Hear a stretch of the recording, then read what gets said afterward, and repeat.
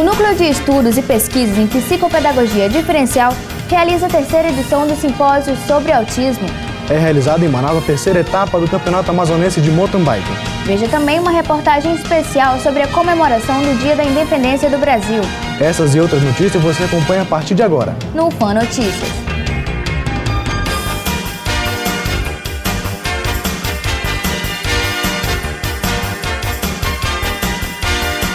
O UFAM realiza a terceira edição do Simpósio sobre Autismo. O autismo é uma alteração que afeta a capacidade de comunicação, de socialização e de comportamento do indivíduo. Esta desordem faz parte de um grupo de síndromes chamado Transtorno Global do Desenvolvimento. Não se sabe exatamente todas as causas que levam ao autismo. Muitas pesquisas têm sido feitas para melhorar e acelerar este atraso de desenvolvimento. E tem dado certo. O tratamento para o autismo evolui cada vez mais, não só na área escolar, como também na área médica. E com a intenção de ampliar o conhecimento sobre o autismo no contexto da educação e outras áreas relacionadas, o Núcleo de Estudos e Pesquisas em Psicopedagogia Diferencial realizou a terceira edição do Simpósio do Autismo no contexto da inclusão. O evento contou com a apresentação de trabalhos e a realização de palestras e mesas redondas. A coordenadora do núcleo e membro do comitê organizador do simpósio, professora Maria Almerinda, fala sobre a importância de expandir o conhecimento sobre o autismo. Nosso foco maior são os estudantes de graduação, então os graduados da Faculdade de Educação e também dos outros cursos da UFAM. O Núcleo de Estudos e Pesquisas em Psicopedagogia Diferencial também promove palestras e encontros na área da educação especial e atendimentos pedagógicos e psicomotores de alunos encaminhados por escolas públicas e particulares. O público do núcleo são as crianças com dificuldade de aprendizagem, crianças e adolescentes e educandos com deficiência, mas não todas as deficiências, porque tem outros núcleos na FACED. Qual é o nosso público? São as crianças com deficiência intelectual, que hoje chamam de deficiência intelectual, mas na verdade é deficiência mental, não mudou na lei ainda nacional, não tem, as pessoas hoje estão chamando de deficiência intelectual. Alunos com dificuldade de aprendizagem que não têm uma deficiência, ou seja, são crianças que escutam, que ouvem, que enxergam, mas que de repente não aprendem matemática, por exemplo, ou não se socializam. Lilian Maciel é estudante de pedagogia e fala que o evento é importante para a profissão, pois orienta os futuros pedagogos a identificar o autismo na infância. Dentro da escola, na área da pedagogia, uma competência muito grande, porque nós pedagogos temos que ir para dentro de uma sala de aula com a competência do que vamos trabalhar, do que vamos enfrentar. Então, como a própria palestra fala do autismo, ela é encontrada dentro da sala de aula. Muitas vezes ela não é encontrada dentro da família. Moradores do bairro São Raimundo comemoram o dia do seu santo padroeiro. A reportagem é de Maitê Barros.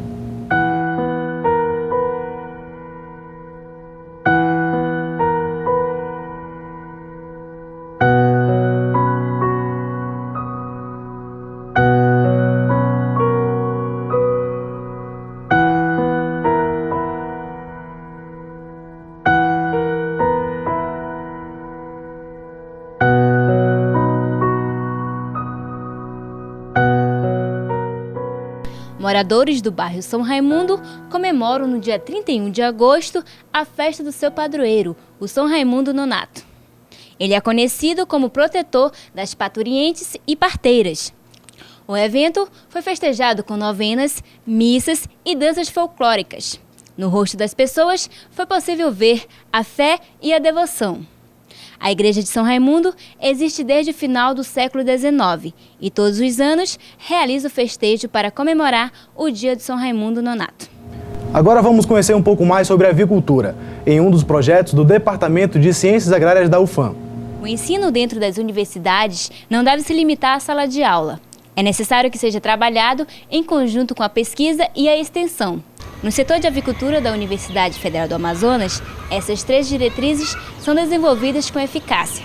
Coordenado pelo professor Dr. Frank Cruz, o setor nasceu de um outro projeto, em 1986. Em 1986, o reitor, na época, o professor Roberto dos Santos Vieira, ele procurou professores da área vegetal e animal com o intuito de tentar fazer um projeto que pudesse abastecer parcialmente o restaurante da universidade. E nós éramos 4 professores, nós fizemos um projeto na parte de avicultura e na parte de olericultura, com a parte vegetal.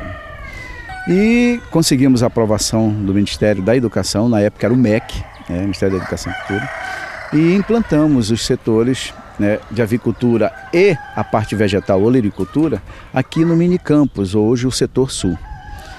E, na verdade, o pano de fundo seria deixar a infraestrutura para aulas práticas, para o desenvolvimento de pesquisa, desenvolvimento de extensão.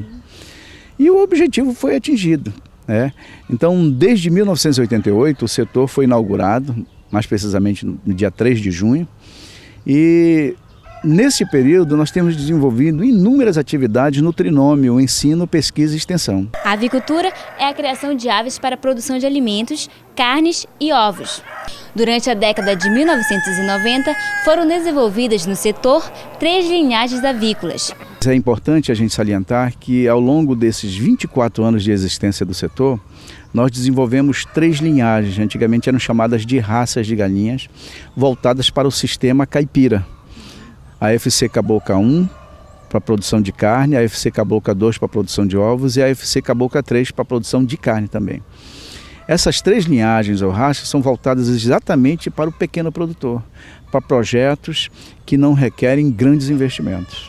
Em parceria com o governo do estado, o setor de avicultura desenvolve projetos no interior do estado, buscando gerar alternativas sustentáveis de criação de aves para os pequenos produtores. Além de receber informações por escrito, que nós temos folders com explicações detalhadas, ele tem a oportunidade de verificar aqui no nosso setor uma unidade demonstrativa, que ele pode replicar essa unidade demonstrativa na sua propriedade. Com isso, ele vai ter a certeza de que ele vai estar investindo numa coisa que pode dar certo. O setor também atende a demanda acadêmica, oferecendo oportunidades de estágio aos alunos da Faculdade de Ciências Agrárias e participando diretamente das teses de mestrados e doutorados de pesquisadores. Nós desenvolvemos um encontro de avicultura, onde são debatidos os problemas sobre a avicultura do Amazonas, onde os alunos têm a oportunidade de expor seus trabalhos, seus resultados de pesquisa, onde há uma reunião, uma parceria com os produtores. Nós temos muitos produtores que participam dos eventos que nós realizamos. Quer dizer, eu acredito que o nosso papel, o papel do setor de avicultura da Faculdade de Ciências Agrárias da UFAM, nós temos cumprido na medida do possível. Um dos resultados das atividades foi o livro Avicultura Caipira na Amazônia, do professor Frank Cruz. Com linguagem e preços acessíveis, o livro é destinado a profissionais e estudantes de agronomia, zootecnia, veterinária, técnicos agrícolas e produtores rurais. Para conhecer mais um pouco do trabalho desenvolvido no setor de avicultura da UFAM, você pode acessar o site www.avimazon.ufam.edu.br. No próximo bloco, o UFAM realiza a primeira conferência de informação, inovação e tecnologia. O UFAM Notícias volta já.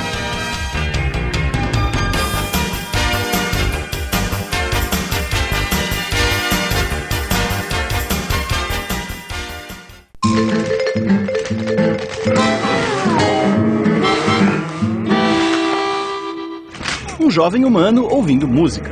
Um jovem girassol. Como todas as plantas, ele vive da energia do sol. Já os humanos precisam de diversas outras fontes de energia para fazer todo tipo de coisa, desde ouvir música até as mais variadas atividades do dia a dia. Mas de onde vem toda essa energia? Hidrelétricas como essa, por exemplo, usam um recurso natural renovável, a água, para mover suas turbinas e gerar eletricidade. Muitas vezes, rios inteiros são desviados para criar as represas. Isso acaba desalojando as famílias e os animais nativos da região. Mas como as hidrelétricas não são suficientes, dependemos também de outros tipos de usina, como as termoelétricas, que queimam carvão ou derivados de petróleo e liberam enormes quantidades de gás carbônico na atmosfera. Outros combustíveis, como o diesel e a gasolina, são consumidos em grandes quantidades, gerando energia para o transporte de pessoas e mercadorias. E como moramos todos no mesmo planeta, a poluição pode afetar até quem não tem nada a ver com isso, como esse jovem girassol. Mas será que não podemos evitar esses impactos negativos? Vamos ver. Escolher combustíveis alternativos, como o álcool e biodiesel, ou gastar a própria energia do corpo, pode reduzir as emissões de gás carbônico. Dentro de casa, também podemos evitar muito desperdício. A geladeira e o ferro de passar são os campeões no consumo de energia. Por isso, é importante não deixar a porta da geladeira aberta por muito tempo e passar a roupa toda de uma só vez. Usar lâmpadas fluorescentes também economiza energia e dinheiro no final do mês. É importante comprar aparelhos eletrônicos que consomem menos energia e desligá-los quando não estiverem sendo usados. Atitudes simples servem de exemplo para muita gente. E pode ser um primeiro passo, seguido de outras mudanças maiores, como usar energias alternativas geradas pelo sol ou pelos ventos. Essas mudanças fazem com que o consumo consciente de energia passe a fazer parte do nosso dia a dia.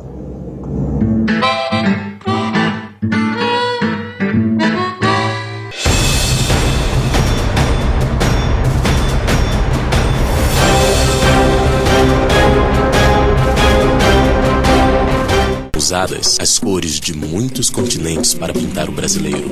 As cores da África, da Europa, as cores das Américas, da Ásia. Mas se a nossa diversidade deve ser celebrada, por que crianças que nascem diferentes não têm direitos iguais? Crianças não nasceram discriminando. Participe. Cada um de nós pode garantir um país mais igual e sem discriminação para elas. Valorizar as diferenças na infância é cultivar igualdades. Uma campanha do UNICEF contra o racismo. Mais do que sonhar, é realizar. Inclinar-se a Deus para agradecer. Acreditar em você mesmo. Rir da vida que é bela. Amar ao próximo como a si mesmo. Não desanimar frente às dificuldades. Incorporar a amizade que é divina. Raio de sol, porque a vida é muito mais que imaginamos. Viva a vida! Mais do que tudo, é acreditar. Raio de sol, porque a vida é muito mais que imaginamos. Viva a vida!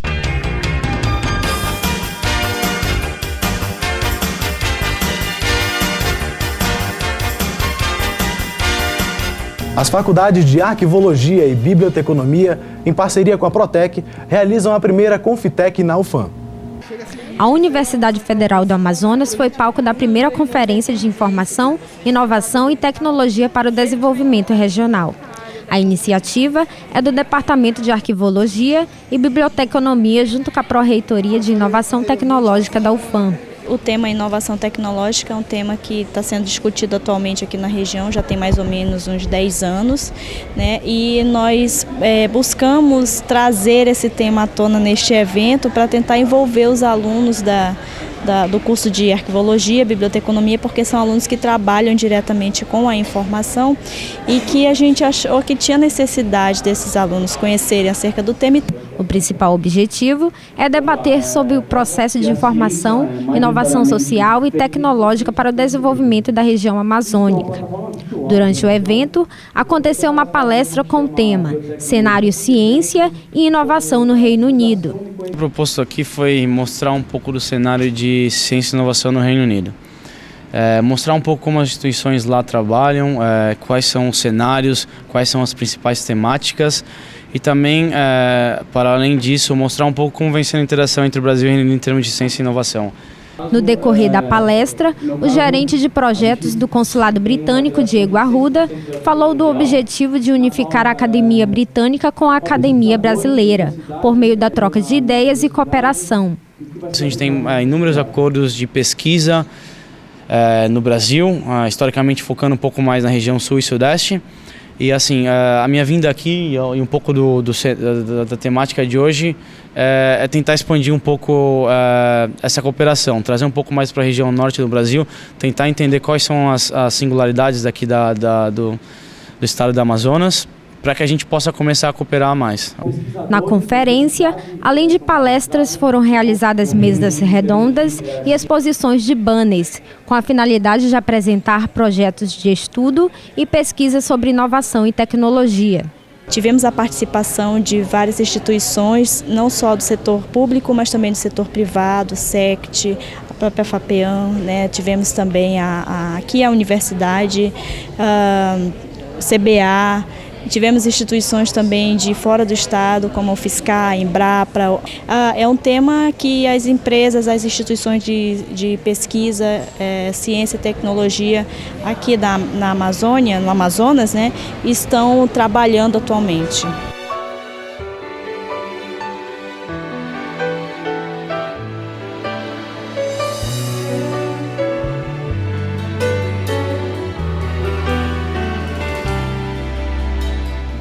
Dando continuidade à série de reportagens sobre os bastidores da programação da TV UFAM, conheça agora o programa Ideias e Livros. Ler é um ato valioso para o nosso desenvolvimento pessoal e profissional. É uma forma de ter acesso às informações. Pesquisas do mundo todo mostram que a pessoa que lê e tem contato com a literatura desde cedo é beneficiada em diversos sentidos, assimila melhor, além de se comunicar com mais facilidade. E com a intenção de incentivar a leitura, o programa Ideias e Livros procura também mostrar a produção feita pela editora da Universidade Federal do Amazonas e a Livraria Valer. Se nós publicamos livros e publicamos muito, mas também não fazemos a divulgação desses livros, eles acabam muito ainda nos estoques, né? E a gente não incentiva muito a leitura. Então a ideia deste programa é justamente isso, fazer com que a leitura seja mais popularizada, o livro tenha um alcance social maior, né? Que chegue até o público lá da zona rural, que a gente possa alcançar todas as idades, todas as faixas etárias, né? Tanto as crianças, quanto os jovens, quanto os adultos, os idosos. O programa está no ar desde 2005. Atualmente, a professora Iraildes é quem representa a equipe Ideias e Livros. O Ideias e Livros foi, desde 2005, conduzido pelo professor Renan Freitas Pinto, que era o atual, naquela época, era o atual diretor da editora da Universidade Federal do Amazonas, da EDUA, né?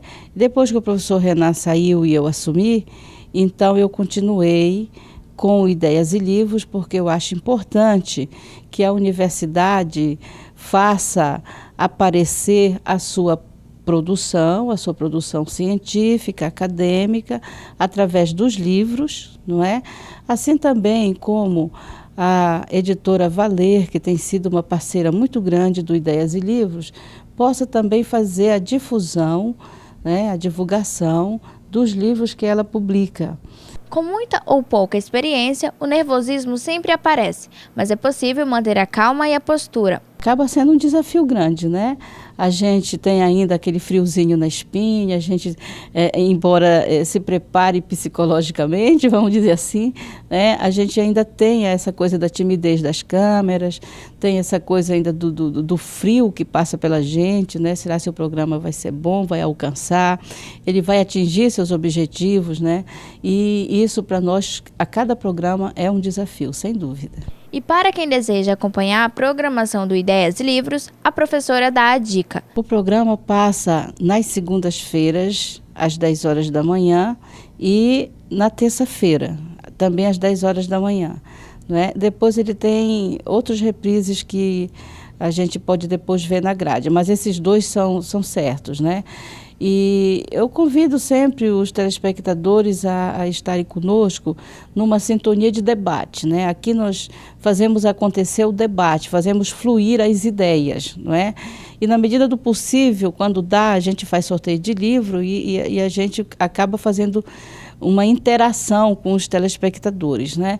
Mas a grande mensagem do programa é o incentivo à leitura. Se a gente puder passar essa mensagem de que é necessário, é preciso que se invista na leitura e que os livros cheguem até as populações, das mais carentes às mais abastadas, a gente já conseguiu dar uma boa ideia e já conseguiu o intento deste programa, que é a difusão da ciência e tecnologia com um cunho socioeducativo.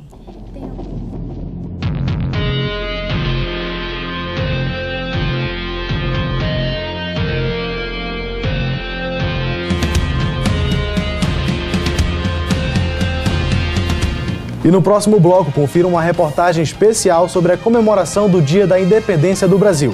O UFAM Notícias volta já.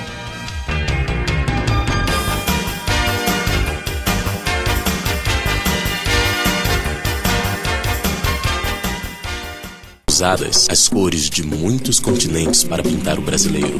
As cores da África, da Europa, as cores das Américas, da Ásia. Mas se a nossa diversidade deve ser celebrada, celebrada porque crianças que nascem diferentes não têm direitos iguais. Crianças não nasceram discriminando. Participe. Cada um de nós pode garantir um país mais igual e sem discriminação para elas. Valorizar as diferenças na infância é cultivar igualdades. Uma campanha do UNICEF contra o racismo. Mais do que sonhar, é realizar.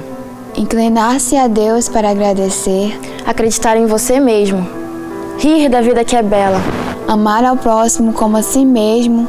Não desanimar frente às dificuldades. Incorporar a amizade que é divina.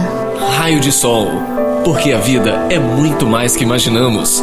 Viva a vida! Mais do que tudo, é acreditar. Raio de sol, porque a vida é muito mais que imaginamos. Viva a vida!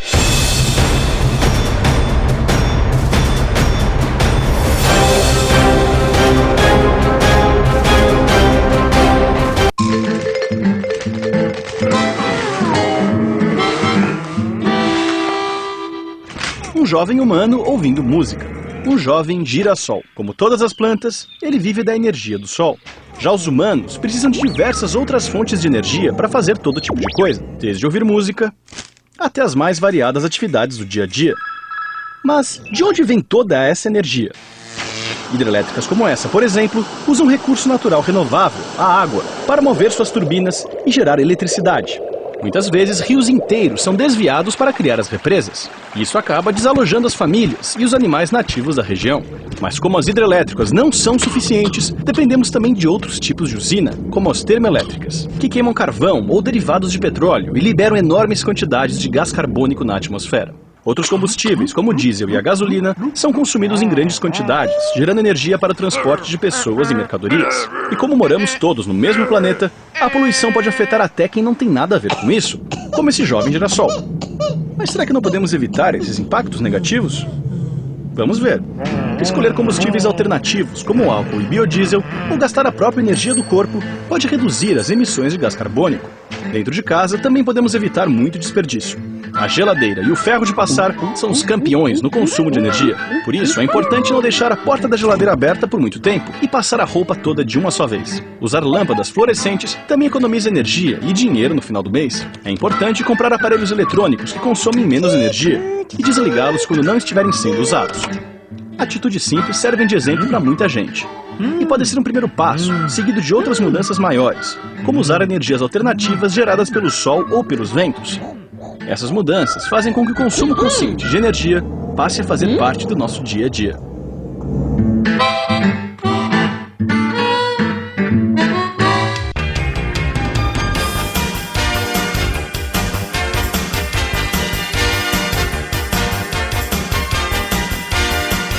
Manaus recebe a terceira etapa do Campeonato Amazonense de Mountain Bike.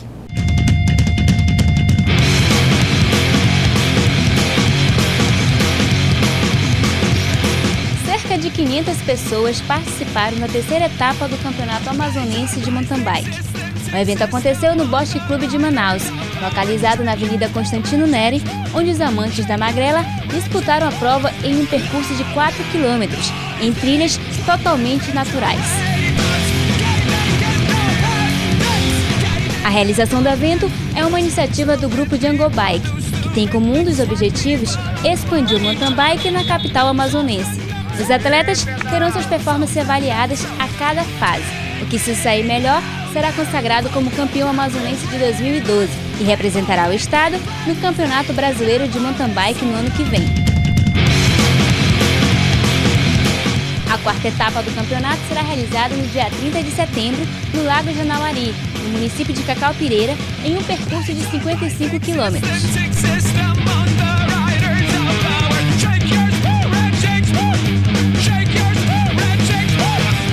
Confira agora uma reportagem especial sobre a comemoração do Dia da Independência do Brasil.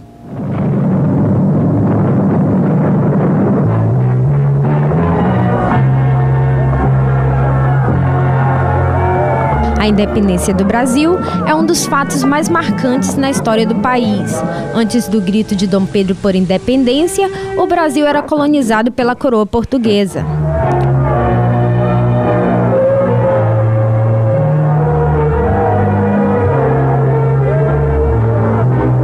O país não tinha autonomia política e a corte portuguesa tinha um plano de recolonizar o país. Mas para isso, Dom Pedro I teria que sair do Brasil e voltar para Portugal, pois sua presença impedia a concretização da ideia. Foi então que no dia 9 de janeiro de 1822, Dom Pedro recebeu uma carta de Lisboa para retornar a Portugal. Ele recebeu o comunicado de forma negativa e declarou: "Se é para o bem de todos e felicidade geral da nação, diga ao povo que fico." Esse dia foi nomeado o Dia do Fico. Após o Dia do Fico, Dom Pedro tomou uma série de iniciativas, reuniu a Assembleia Constituinte e organizou as tropas da Marinha para a guerra. Declarou que nenhuma lei de Portugal entraria em vigor sem sua permissão, obrigando as tropas de Portugal a saírem do Brasil.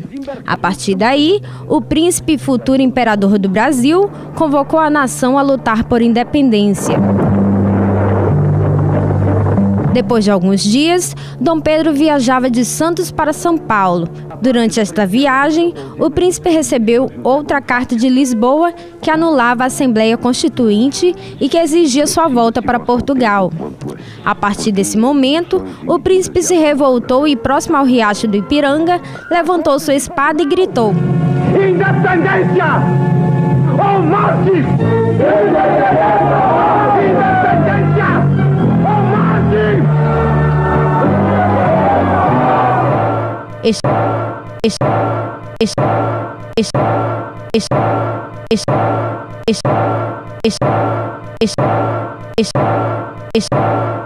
O UFO Notícias fica por aqui. Obrigado pela sua companhia e até a nossa próxima edição.